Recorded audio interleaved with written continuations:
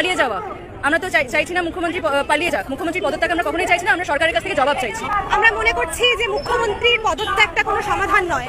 আমরা মুখ্যমন্ত্রী এবং তৃণমূল সরকারের অরাজকতার বিরুদ্ধে প্রতিবাদ করছি এবং আমরা মনে করছি যে তৃণমূল সরকার যে দুর্নীতি চালাচ্ছে স্বাস্থ্য কেন্দ্রগুলোতে সেগুলো ভীষণ ন্যাক্কারজনক, আমরা সেগুলোকে ধিক্কার জানাচ্ছি। কিন্তু আমরা এটাও মনে করছি যে তার পরিবর্তে যেই আসবে না কেন, আমরা দেখেছি ঐতিহাসিকভাবে যারা আজকে সরকারে নেই, যারা থেকেছে কখনো বা কেন্দ্রে আজকে যারা বিজেপি সরকার আছে, প্রত্যেকেই কখনো মহিলাদের নারী স্বাধীনতার প্রশ্নে কোনো মন্তব্য করেনি। তারা ভাবেন উল্টে তারা ধর্ষকদেরকে মালা পরিয়েছে। বিলকিস বানুর ক্ষেত্রে আমরা দেখেছি বিলকিস বানুর ধর্ষকরা যখন জেল থেকে ছাড়া পেয়েছেন তখন তাদেরকে মালা পরিয়ে সম্বর্ধনা করা হয়েছে। আমরা দেখেছি উত্তরপ্রদেশে দৈনন্দিন একই ঘটনা ঘটে। ফলত আমরা যেটা দাবি করছি, আমরা মনে করছি যে এই সিস্টেমের কাছে, এই সিস্টেমটাই যেই দলই আসুক না কেন, তারাই ঐতিহাসিকভাবে মহিলাদের প্রশ্নে সবসময়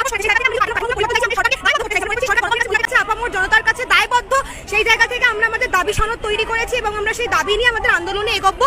কিন্তু এটাই আমাদের দাবি, আমরা মুখ্যমন্ত্রীর পদত্যাগের দাবি মনে করছি না একটা কার্যকরী দাবি।